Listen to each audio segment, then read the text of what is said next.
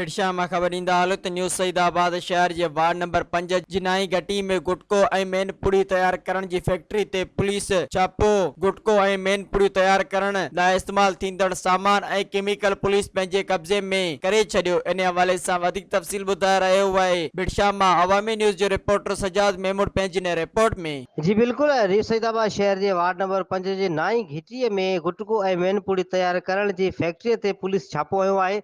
गुटको ऐं मेन पुड़ी तैयार करण लाइ इस्तेमाल थींदड़ सामान ऐं केमिकल पुलिस पंहिंजे कब्ज़े में करे छॾियो आहे। IG सिंध गुलाम नबी मेमन, DIG हैदराबाद पीर मोहम्मद शाह ऐं SSP मटियारी मोहम्मद कलीम मलक जी हिदायतुनि ते DSP न्यूज़ सईदाबाद अता मोहम्मद नेहरी ऐं SHO न्यूज़ सईदाबाद ख़ैर मोहम्मद नेहरियो जी अॻुवाणीअ में पुलिस शहर जे वार्ड नंबर 5 में इसाक उर्फ कांचियो मलक जे घर अंदरि छापो हणी घर मां गुटको ऐं मेन पुड़ी तैयार करण लाइ इस्तेमाल थींदड़ तमाकू, सोपारियूं, केमिकल समेत मशीनरी पंहिंजे कब्ज़े में करे वरिती आहे।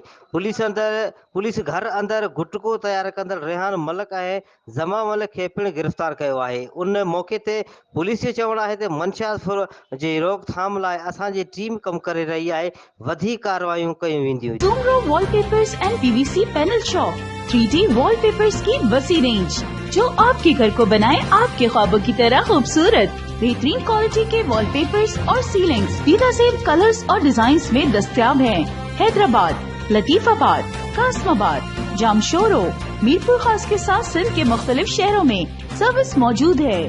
हर किस्म के 3D वॉलपेपर्स और सीलिंग्स लगवाने के लिए अभी राब्ता करें। कॉन्टैक्ट रांजन अली सोमरो। व्हाट्सएप 0333370786 03333702 तालिब हुसैन 0317131096